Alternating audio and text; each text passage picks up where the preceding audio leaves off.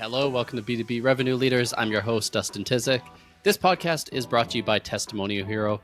You can film anywhere in the world and create written and video content for your entire buyer's journey. Learn more at testimonialhero.com. On this episode, I am joined by Ed Lynes, who is the managing partner at Woden. We talk about how marketing really hasn't changed that much over the past 100 or so years, how to craft your strategic narrative in a way that resonates at all stages of the buyer's journey, and some common pitfalls to avoid when figuring out what your narrative actually is. Hey, Ed, welcome to the show. Hey, thanks, Dustin. It's great to be here, be with you. Thanks. Yeah, happy you're here. We're going to talk about a bunch of stuff around strategic narrative, how that goes throughout your whole go-to-market team, how to tie it all together, all of that. But first, I want to kick it off with something you mentioned before the call. You said sales and marketing hasn't really actually changed that much. Maybe a little counterintuitive because we're all chasing the new shiny object here a little bit in marketing. So what do you mean by that? How have things not changed? Yeah, it's interesting. I started my career in 2005 in newspaper sales, which of course is not something that anybody does anymore. But my business partner and I kind of started a community newspaper company and initially got going with that. And it's like really amazing as I've looked at how today our, clients communicate, how people go to market. As you point out, like everyone gets really caught up on the kind of like new shiny thing. But when I think about what I was doing in the newspaper business almost 20 years ago, right? You deliver great content to people. And if they want to read it, they choose to read it. And if they're excited about it, they tell their friends about it, they respond to it, they engage to it. And in the case of newspapers, they respond to the advertisers. That kind of basic, I feel like, arc really hasn't changed all that much. And even now I think about what we're selling as something that 20 years ago, like most SaaS companies, I don't think people were thinking about these types of solutions, but I think the same process of getting in front of your customer, communicating value, building an emotional connection. The tools might feel a little bit different, but the fundamental way that we establish that relationship and ideally put our kind of customers at the center of it, I think has been the same thing, always will be the same thing. And to your point, this focus on whether it's the latest AI tool or the, best way to micro-target your audience, I think often obscures that we're really running playbooks that aren't really all that new. And that's both the power and I think potential, right, of how we talk to our customers, tell our stories. Yeah, totally. That's why you can go back to one of the old copywriting books like Influence or whatever, and it still works and it still makes sense because those principles never really change. And those principles are always one of those things that are simple, but not necessarily easy, maybe because we get in our own way and complicate it. So I know what you're focusing on is building that strategic narrative, really building that brand story and tying everything together around that narrative. So curious how you got into that first off, and then why you feel that's such an important thing to focus on. Yeah, I'll actually, if you don't mind, start with your second question, because I think it builds on your point about influence and books like that. I think most of us have read kind of a lot of those very traditional kind of classic of the marketing genre. But you go back even further than that, right? The way that people have always taken it and shared and spread information really has looked the same since before people were even literate. Our sort of brains as very community driven animals are oriented to take in the information that we think is really important to us to be successful as a community, and then like to share the stuff that's most relevant to us. And stories today, we think about them primarily as tools, obviously to entertain, but really the purpose of stories initially were always there to inform people, to create like good codes of behavior for societies, to share values to one another. And so I think there's a lot there that is as old as something like influence, right? It's really thousands and thousands of years old. And I think we've evolved in a way that our brains seek out that type of information. What's weird is like a lot of us forgot that. If you came of age at a certain point, I don't know how old you are, Dustin. I grew up in the 80s and the 90s, and there was like that I feel like this weird aberration of time where broadcast media was like the dominant way that people communicated. And we got wired to believe everything was very one-sided, right? Like you buy a ton of ads. This is where all those like 7 impressions to get people to buy something comes from, all those sort of old school advertising rules. And when I was first working and building a couple other businesses, I think like I had approached my sales and marketing motion in a very similar way, right? Figure out your product, build a good offer, right? Stack up some features and benefits that are going to validate that for people, and then just feed it into your customer. And at some point, like people will logically see the value that you bring to the table and they'll buy. And my last company, and this gets to your first question of how I got into this, was involved in a telecom business. And we really struggled to get this. Telecom's a very commodified space. And I think that company really felt like it was doing everything right. It had a good product, had a good team, but you get in front of the customers and you talk about all the things that we were doing. And I don't think anyone really fundamentally understood why we were different. And if you're a startup or a disruptive company and you can't articulate why you're different, people are going to just stick with the incumbent, which in our case were these like big Fortune 500 companies. And we're really surprised as we tried to figure this out. We talked to a lot of like digital agencies, talked to a lot of PR agencies, like some sales coaches, and everyone was very focused, I think, on selling like their program. So let's get you into PR strategy. Let's figure out how to optimize your website or like how to train your reps to give like pitches using like the challenger sales method or whatever. And I think what we landed on was that we fundamentally did not know how to answer the question, like, why are you different? Why are you valuable? And went through a story internal or a process internally of figuring out what that story was. It was pretty successful. The company, grew and ultimately we sold it. And I think I came out of that with like a sort of sense of, holy crap, like we didn't change the product. We really changed the team. We figured out how to tell a good story, and that really made the difference in terms of having an effective growth strategy. And just since then, I've really been pretty animated about helping other companies go through that same journey. Awesome. Yeah, I think like you mentioned, stories were used to pass things down because they're memorable and because there's usually a point of view and or like a lesson. So it may be a dumb analogy, but I'm thinking back as a kid watching Full House at the end, there was always a lesson, always a takeaway, always like a narrative there, right? So I think that's super important here. But actually coming up with what that story should be is the hardest part. There's all the massaging the words, using the right language on the copywriting side, but actually coming up with the crux of that story, I've been through this a few times at a few companies, is incredibly difficult. So I'm curious how you get that ball rolling. Does it start at the top with unpacking the CEO's brain? Is it more survey based? Like, how do you actually get to that with your clients? Yeah, I think it's a great question. And what's really interesting is everyone, I think, is at a different point in this journey when they start this process. The core piece of it, and you hit on this a second ago, is what's the lesson? What's the moral of the story? And I think a company story is going to work the same way, right? Most companies, when they think about their story, they think about it in the context of maybe like their go-to-market motion, right? And they're like, okay, we need the right story to persuade people to buy from us or to engage in conversations with our salespeople. But fundamentally, every company has a purpose. It has a reason it's there, right? And that to me should always be at the center of a company's story. People should come away from engaging with either content or with a salesperson, or frankly, even after they're a client with the CX side of things, and should have a very clear sense of like, why do these guys exist? I think we lose sight of the fact that every problem out there that a company is solving for, like it's been solved some other way at some other point. Like people have figured out how to endure without a solution to it. So we have to really carefully articulate, like, why is it that we exist in the first place?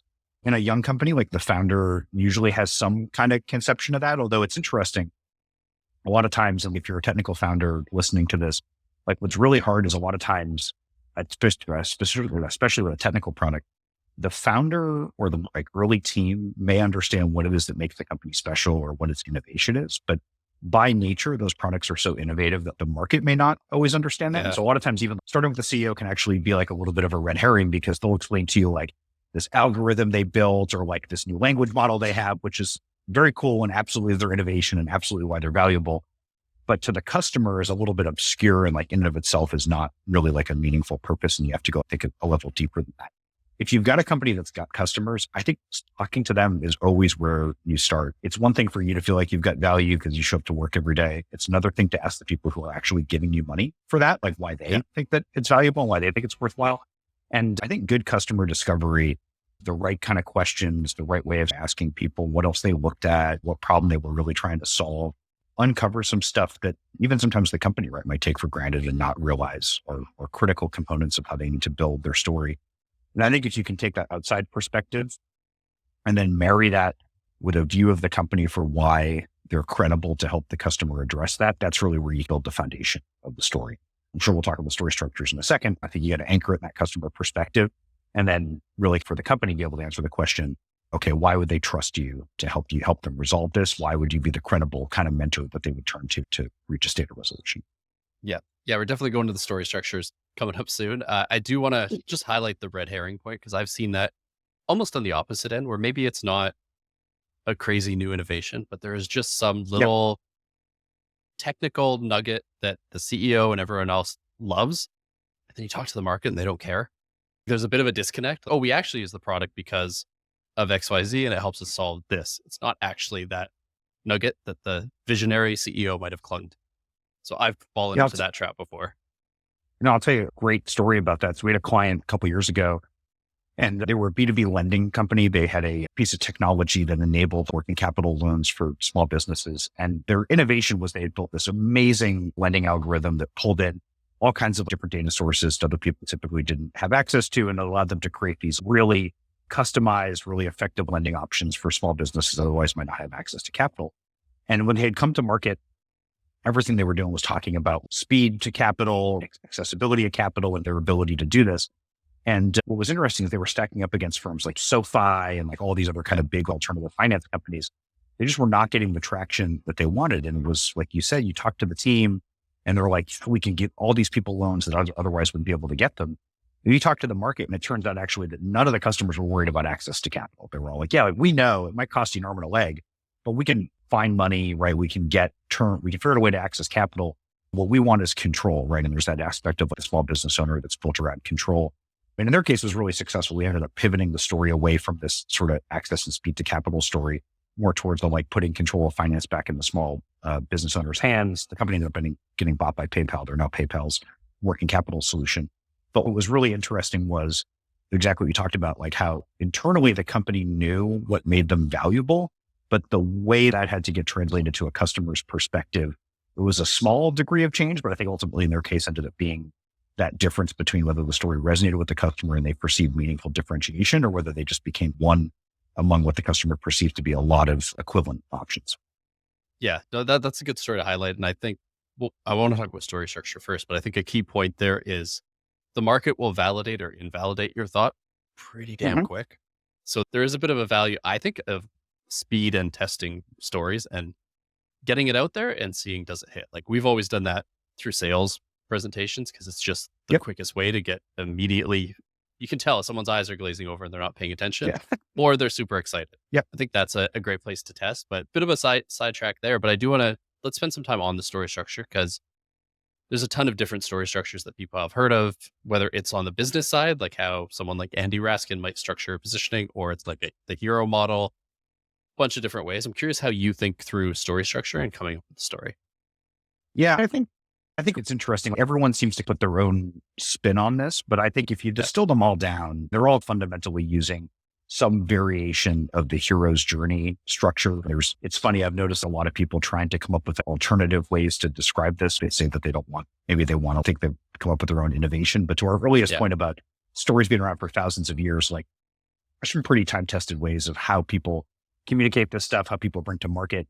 I think the secret sauce is not so much in what's the structure, it's how do you align people behind what the elements of that are, right? So when I think about the story, as I mentioned, first piece I'm always thinking about is really how do we anchor that in some fundamental kind of sense of purpose? And the sort of litmus test, a lot of times that I use with our clients to think about that is like this sort of, imagine you were to pull together like all of your partners, all of your customers, all of your employees, all of your vendors, like you packed them all into an auditorium and like we stuck you on stage and you had one sentence that we believe and whatever comes after that. And you got to get clarity around that kind of fundamental belief statement. And I think what's scary about that for a lot of people is that is something that I don't think you can really market test. And so it's interesting, like everyone started the company for a reason. And unfortunately, if your reason for starting the company doesn't land with the market, you're probably just not going to go anywhere. And I think it's hard to pivot away from that. Like you can pivot away from your buyer personas, you can pivot into like different solutions, but the purpose piece, like you're there because you're there, right? For whatever pain you saw or whatever thing you experienced internally, help the company really, I think, start by nailing that piece down. I think once they have that sort of purpose, that to me forms the kind of initial shared bond between the brand and the customer, because presumably those purposes are pretty aligned. The customer kind of sees in that purpose something that they're seeking themselves. The brand kind of understands that. And then the story really exists, like you talked about with the Full House example, which is great. I'm going to start using that for more clients. But you have to like then build the narrative, right, to get to that lesson so that when someone, watches the story and at the end, when Danny Tanner sits down with Michelle or whoever, right, and explains what she learned, that kind of makes sense in the context of the story. And so in that regard, like you think about the story, like you would think of kind of anything, right? There's got to start with some kind of inciting action, right? Which is always going to be some kind of problem. And I think depending on what the company is building, those problems might look different. So I think to use your comment about Andy Raskin, I think like his philosophy and approach is perfect for like really innovative companies. He talks a lot about that idea of this idea of a market shift and there being like this sort of big change in the market that people need to get to the other side of. And I think if you're bringing some kind of innovative solution into the market, that's a really effective approach to take.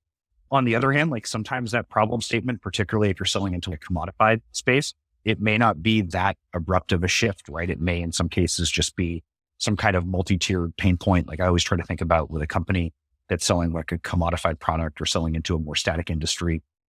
What's the existential problem that you're solving for? What's the organizational problem that you're solving for? And then what's the problem for the individual buyer? I think that's particularly important, like in a complex B2B sale, where like you've got to be able to paint huge sort of stakes to the story that are a big problem that everybody in the organization is going to want to care about solving. You've got to sell something to the actual organization itself. So what's the problem that your company is facing? But then you got to bring that down obviously to the buyer level, because even if I can solve a problem for your company, like if you, Dustin, don't individually care enough to go to bat for that and advance that through the organization, it's not going to go anywhere. Yeah. And then, or like sometimes you might have some other kind of existing problem that works in the market. Particularly, I feel like for a pre-market company, right? If they're going out trying to raise money and build a story around that, they might perceive something different. But no matter what you had, you're going to have some kind of inciting action that sets the story into motion. And then look, fundamentally, that action has to act on the main character of the story. I do think it's really critical when you build out, though, the narrative. One mistake I think that a lot of people make in this is they talk about a problem that their customer has. And you have to be really careful about how you talk about the inciting action and the problem, because if you go to the customer and you put them at the center of the story and say, you've got this problem or you've got this issue, it can actually turn the audience off. They get very defensive about that. No one wants to hear, this is your problem, Dustin, and you need to fix this. You'll notice like in great stories, the problem of the story is always something that like afflicts the hero as opposed to something that like the hero is the problem. So always they're facing some kind of insurmountable odds. They're facing some kind of problem. They're facing some kind of change and they want to overcome that. And that's where you have to introduce that to your customer, reveal to them something that like they know they need to get past, they want to get over.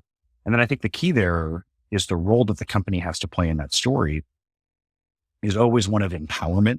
And it's one of like revelation, right? So good brands, and I think even any kind of good story, that like mentor character doesn't solve the problem for the customer or for the hero. They really take the hero of the story and they reveal to them that there's some kind of inner strength or ability within them that they didn't have before, either through education or just through enlightenment or some kind of coaching. And I think a good brand operates in the same way. It doesn't go to its customer and say, we're going to solve this problem for you. It says, look, we're going to show you how you address this problem yourself. And it arms them to do that. So yeah, I think I'll pause for a half second there because I've been geeking out about this, I guess, a little bit. But I think that structure of the problem, the hero that exists within that world or the protagonist of the story, the inciting action that kind of sets them off on their journey and the ability for the brand to unlock and guide that potential within them are always going to be, I think, the starting pieces of that. And ultimately what kind of form that foundation, at least the first kind of couple stages of the sales funnel as well. Yeah, I think that it's a really interesting take on like the empowerment side as well, because I've found that as well. A lot of brands, they're just, don't worry about it. We got it. Like we got your back, which is nice as well. But it's teaching someone to fish instead of give them a fish. It's almost like that same side of the thing to empower them. One thing I want to dive in a bit on the alignment side, because personally for me, this is almost always the hardest part. Like you come up with a story you think is great and is maybe too aspirational for certain parts of your go-to-market or certain buyer personas that you interact with, whereas they need maybe the more direct, what's in it for me version. Mm-hmm. So curious where you start though. Do you start, like you said, on the purpose, the more aspirational side, and then think about how your sales team maybe needs a simplified version? Yeah. How do you go through that process? Yeah, I think every brand, when you think about like strategic storytelling, I think every brand has to start on the aspirational high level side. And to me, there's a clear kind of hierarchy of messaging that you have to work through. It's hard. And I think it's fortuitous because a lot of companies, when they start a conversation with us or start a conversation with someone who thinks about these kinds of things, it always starts with, I need an elevator pitch for my sales team. Yeah. Or, hey, our SDRs are getting on the phone and they're not converting. They're not telling the right story, right? There's always some kind of tactical pain point that drives that. And it feels a little bit counterintuitive to take a couple steps back, to take a couple steps forward. But I think to me, you start at the organizational level and you have to think about what is that purpose and then what's the strategic story that we're trying to tell. To me, the strategic story is generally actually not something that really gets applied as a public facing narrative. We really use those like in our work. We use those to align the leadership team. So a lot of times, like when we craft we call it the story kernel. But when we really get that story kernel nailed in, our team is generally doing an onsite with the top executives at the company and really using that document to get them lined up. Then as you start to bring it out of there, you want to start to think down, I think, like level by level in terms of getting progressively more tactical. So the next push that I would always make to a company is, okay, how do we look at your buyer personas and how do we bring this down to each persona? Because as you point out, although you might have a strategic story for the company, your different personas are going to have slightly different interests. They're going to have slightly different kind of things that they care about. The key to me is that even if you have 5 or 6 personas, the application of the story for each of them still has to be aligned with the strategic story of the company. I think a lot of times brands can get quickly very diffuse in their messaging because they just will say whatever they, especially early on, whatever they think each audience needs to hear. And then they get down the path and realize, oh, we're actually inadvertently selling 7 or 8 different products, even though it's the same thing. Yeah. So I think you want to look at that as a sort of subset of the strategic story and start there. And then once you know what your personas need to hear, which is still, I think, going to be like a little bit higher level, you then break it down to me to the next level, which is let's think about how we would talk about this across each stage of the funnel, because the story is going to evolve. There's one way that I would talk to you when I'm first introducing myself, and that's actually going to be heavier on those kinds of pain points and challenges and like what I call the inciting action of the story there. I think a lot of times we lead by talking about who we are, what our brand delivers, when the reality is at the start of the conversation, like most people are not actively seeking your solution. So you have to really start around talking about, here's what we see in the world, right? Here's either the market shift, right? Or here's this big problem, this existential challenge that we think needs to be addressed. And you want to pull people into that who hopefully hear that and say, yeah, we see the world the same way, or I've seen that too. Now you've got some shared sense of identification with them and they want to have a conversation about how to resolve that. Then the second part of that is you think about, okay, how does that apply to what might be like your discovery phase of your funnel, which really to me is about building empathy with the buyer, right? In the context of the story, this is where you're pulling things out of that articulation of the hero, right? So, okay, this is who we're talking to. This is who we care about. This is who we're built for. And how do you engage in that sort of second stage of your funnel around that person understanding that you empathize, that you perceive them. And then as you get closer to the bottom of the funnel, that's where you're introducing, here's who we are as that kind of credible mentor. Here's why you can trust us. Here's why we're credible. This is where you would introduce like all those proof points that convince someone, yeah, like that emotional feeling I had initially about these guys is right. And now I've validated and I want to buy. And then finally from there, right now you're starting to talk about product messaging or like very tactical. What's the pitch that an SDR gives on a cold call, or what's the content that goes into a cold email? And all of those things are all in my mind distilled from one kind of 500-word story. But when you start to have this kind of very distinct hierarchy, they're all consistent, which is really powerful. They're all designed to move someone through the funnel, which is also really powerful. And then I think what becomes really valuable about that is it also reflects the velocity at which those things change. You're going to change your cold pitches, your emails, all those things at the bottom of the hierarchy pretty frequently, right? People become immune to the same messaging they hear over and over again. On the flip side, right, your product messaging is going to change probably a little bit as the product evolves, more often than your tactical messaging, presumably not as much as the way you're going to talk to your buyers, right? Or how you set up your buyer personas. And then you keep going up and up and up. And I think what helps with that is as the company evolves, it's anchored still in what is this kind of strategic story that hopefully really isn't changing a whole lot, right? Here's who we are, here's how we operate, and really becomes a framework to bind the rest of that stuff together. Yeah, I think so. As a marketer too, there's almost nothing worse than this is our new strategic narrative. Then 3 months later, Yeah. this is our new strategic narrative. Like wipes out all the hard work you've done. Yeah. But I think one thing you mentioned there too was leveling down from a little bit about this is what's in it for you. Here's the problem we understand, to then eventually introducing yourself. Like we do a similar thing with our customers. We say, if you're running a cold LinkedIn ad, evangelize your category. Don't talk about why you're the best yet, because no one cares, because they need a problem. It's a similar thing. Another thing we've struggled with there, and I think a lot of companies have, is just finding a way to boil that message down enough for the appropriate stage of the funnel. Yeah. Because you have this, you get me on a call with someone for 5 minutes, I can tell them this full strategic narrative, totally sell them. I have 3 seconds on an ad. So how do you think through unpacking that and simplifying the story as much as you can? Yeah, I think for particularly top of the funnel, it all comes down, in my view, to like pattern interrupts. And if you think about this in terms of a story, every like inciting action in a story feels pretty abrupt. In The Wizard of Oz, she literally gets a tornado dropped on top of her head, right? In Star Wars, they build a giant planet killing battle station, right? These are like they're things that create a meaningful change in the status quo that the characters in the story can't deny. And I think when you think about that in the same way, like you have to do that with your audience. And there's like different tactical tools you can do with that. Some people prefer to ask a question. Some people prefer to make a provocative statement. But I think fundamentally, you have to change your character's worldview in the same way that happens in a story, right? Dorothy, she gets introduced to this sort of problem living in like dirt farming Kansas and sepia tone, right? The tornado comes, that's her pattern interrupt. And then she opens her eyes and she's in Technicolor, right? And that's like a meaningful shift in her whole perspective, right? Luke thinks that he's farming moisture with his family. And the next thing he's on the Millennium Falcon on the way to Alderaan, right? And you have to have in the hero's journey, it's like that crossing the threshold moment. And you don't have to be literary with your audience to get into that with them, but you still have to create, I think, that same sort of before and after for people. And I think like a lot of times we as marketers or we as sellers get afraid of that because I think what you find a lot of times is if you choose to use a more like, I'm going to talk about me, I'm just going to tell you why I'm a good solution. What's interesting for the seller and for the marketer is you don't get a lot of negative feedback to that. You don't get always a lot of positive feedback to that, but this is where like a lot of times I'll have a conversation with someone and they'll say, no, our story's fine. That's not our issue.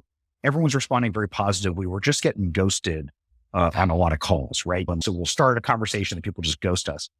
And my kind of view to that is always, that actually tells me your story is actually not very effective because you haven't created an emotional response in the audience. And to me, I want someone to hear the narrative and either to like filter out of the funnel or come into the funnel with a lot of urgency and a lot of excitement about the conversation.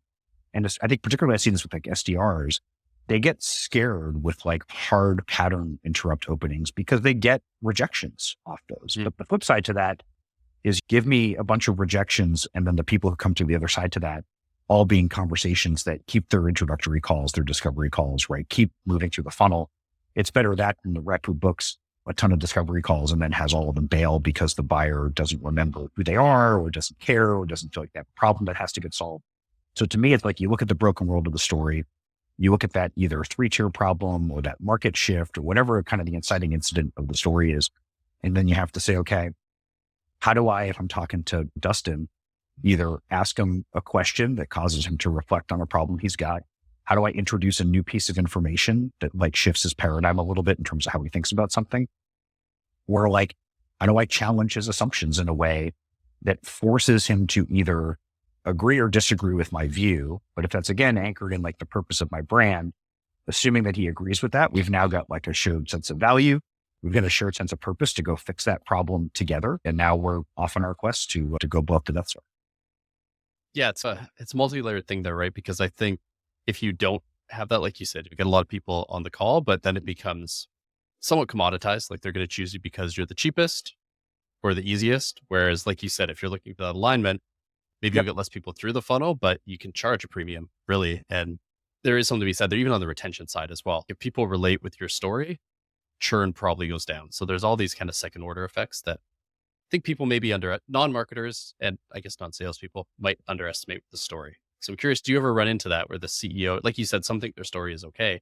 Do you ever run into others who think, yeah, story doesn't matter. Everyone just wants service and price? Yeah, no. And the answer is, of course, right? A lot of people perceive that. I think the challenge like you hit on there is there's two sides to how you want to build a relationship with your customer. And I think if you're pursuing something that's entirely transactional, sure, the reality is you're always going to be vulnerable to losing those customers. And I think it's part of what I was saying earlier. I think that story has got to be applied throughout the whole organization because you're making a promise at the sale and the experience is going to deliver on that and also create like good evangelism around that. I think the other thing though, that a lot of people, even on the transactional side, miss, like every brand has a story. Like your story is whatever your customers are out there saying about it. I think we have a little bit of this kind of false belief of we're not really going to tell a story or we don't need to think about our story. Like the story exists, whether you've taken the care to define it or not. I think the difference between the strategic narrative or the strategic story, whatever you want to call that, and just the brand story itself is that's you as the company taking ownership and agency over that and saying, we're going to educate our prospects, we're going to educate our team, we're going to educate our customers. we're going to get people talking about this in the way that we want them to. Because even the most transactional product, it still has a story. You ask me, oh, where'd you get this? And I say, oh yeah, they're like some cheap kind of company that I found on Amazon, whatever. And I think like that, whether the company wants that to be the case or not, that is the story. And you've now, as a potential other buyer, determined, okay, if I want a cheap X widget, I can go find this company. But you have to think about, do you want to change that narrative? Do you want to shift it in the market? And do you want to be thoughtful about how people spread that? Yeah. So I think that's actually a great point to wrap on, because I think that's super important thing that people maybe miss is, you're right, the story is out there. Like I hear companies I'm not super aware of, I will hear their story through the lens of their customers or prospects through a Slack community, for example. And that definitely can taint or positively impact the brand. It's what we stand for here anyways at Testimonial Hero, is having customers tell that story for you. So we could probably go on and throw other pop culture references and a few other things into this. But if people do want to learn more, connect with you, where should they go for that? Yeah, best bet always is to find me on LinkedIn. So just linkedin.com or /Edward T. Lynes. You can check out wodenworks.com, but I'm always happy to engage with people directly, and feel free to add me, toss me a note. Great to meet people. And as you can tell, very passionate about this topic. Always happy to talk about it, and love to evangelize for what I think is really an incredible Tyler story to draw people into the brand and ultimately get them to advocate for it on your behalf. Awesome. So for our listeners, we'll include those all in the description so you have them. Ed, thanks for joining me. Really enjoyed that one. Cool. No, thank you, Dustin. I really appreciate you having me on. It was a great conversation, and we'll catch you soon. Thank you. Thanks for listening. My key takeaway from this was just that your company has a story, whether you created it or not. So it just goes to show how important driving the correct narrative is, and how it can really move you from a commodity to a brand that people have affinity for, which will help you get more of the right type of customers, usually at a higher price as well. If you enjoyed this episode, head on over to Apple Podcasts to leave us a review. It helps us get discovered, and I really appreciate it. And as always, I'll be back next week with a new episode.